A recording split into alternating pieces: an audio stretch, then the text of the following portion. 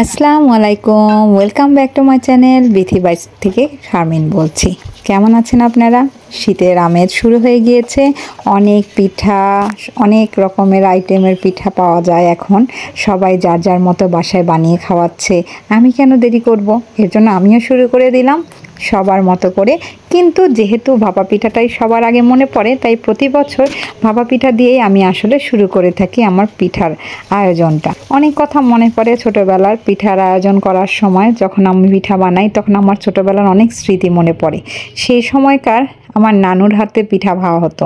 নানুর বাসায় সবাই মিলে চলে যেতাম। নানু অনেক সুন্দর করে আয়োজন করতো, অনেক অনেক রকমের পিঠা, এবং এত পিঠা ঘর ভরে যেত। আর আমরা যেহেতু সব মা খালারা সবাই মিলে একসাথে মজা করতাম নানু বাড়িতে যেয়ে, যার কারণে মানুষ বেশি, পিঠার আয়োজনটাও বেশি থাকতো, ভালো লাগতো।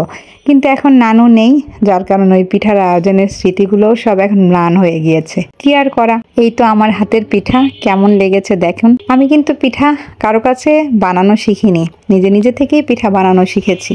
যাই হোক, নিজের পিঠাটা নিজে একটু খেয়ে দেখলাম। অনেক মজা হয়েছে। আরেকটা দাও।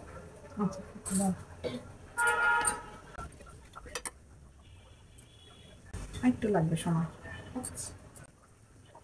অপেক্ষা করো, তোমার জন্য দিয়েছি আলাদা। আমি ভাপা পিঠাতে গুড় নারিকেল বেশি করে দিয়ে থাকি। আমার হাজব্যান্ড খুব পছন্দ করে, কিন্তু আমার ছোট মেয়েটি নারিকেল পছন্দ করে না, যার কারণে ওর জন্য একটু আলাদাভাবে পিঠাটা বানানো হচ্ছে। এর জন্য ওকে অপেক্ষা করতে বললাম। ওইদিকে আমার বড় মেয়ে কিন্তু আমাকে হেল্প করছে। সে কিন্তু প্রত্যেকটা কাজে আমাকে হেল্প করে এবং প্রতিটি জায়গায় ছায়ার মতো থাকে আমার সাথে সাথে। সেরকমই আজকেও আমাকে পিঠায় হেল্প করছিল। নানু বাড়ির কথা এজন্য বললাম কারণ দাদা দাদু দুজনের একজনকেও আমি দেখিনি কখনো। তারা অনেক আগেই মারা গিয়েছিল। আর চাচা চাচি তারাও এখন মারা গিয়েছে। আগে ছিল, যখন ছোট ছিলাম তখন সে বেড়াতে গেলে তখন পিঠা পায়েস খেতাম। আমার ফুপু ছিল একটাই, সেও মারা গেছে, সেও কানাডায় থাকতো। যার কারণে এখন বলতে গেলে পিঠা পায়েসের সেই আনন্দটা বলতে গেলে এখন নেই।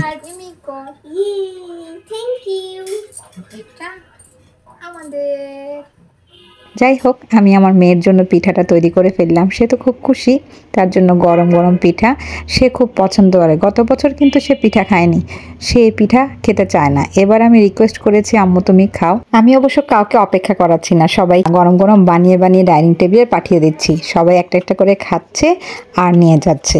আমার কাছে এটাই ভালো লাগে। এবার অনেকেই দাওয়াত করেছে পিঠার জন্য। আমি জানি না, এখনো বলতে পারি না পিঠার জন্য যাওয়া হবে কিনা। তবে হ্যাঁ, বাচ্চাদের পিঠা তৈরি করে খাওয়াতে বা যে কোনো জিনিস খাবারের আয়োজন করে খাওয়াতে আমার খুব ভালো লাগে।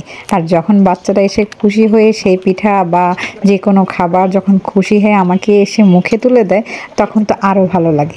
এর জন্য আমার মন চায় যে আমি বেশি বেশি করে বাচ্চাদের জন্য খাবার তৈরি করে থাকি। বেশিরভাগ সময় ঠান্ডার দিনে আমার শরীরটা খুব খারাপ থাকে, কিন্তু চেষ্টা করি যাতে বাচ্চাদের মনটা খারাপ না হয়। ওই যে বললাম, বাচ্চারা সবার আগে আমার কাছে, যার কারণে ওদের কোনো আবদার আমি ফেলতে পারি না। কোনো কিছু বললে চেষ্টা করি যতটুকু সম্ভব শক্তি আছে আমি তাড়াতাড়ি ওই জিনিসটা, কারণ এটা করার পর ওরা যে কি খুশি হয় এই জিনিসটা দেখতেই আমার খুব ভালো লাগে। শুধু আমার বলে না, সব মায়েদেরই মনে হয় একই রকম অবস্থা, আমি যতটুকু বুঝলাম। যাই হোক, এক এক করে পিঠা গরম গরম বানিয়ে দিচ্ছি। আপনারা আবার বোর হচ্ছেন না তো? আমি কিন্তু অনেক কথা বলে ফেললাম আজকে। ভালো লাগলে লাইক শেয়ার করে দিবেন। আজকে এই পর্যন্তই। খোদা হাফেজ।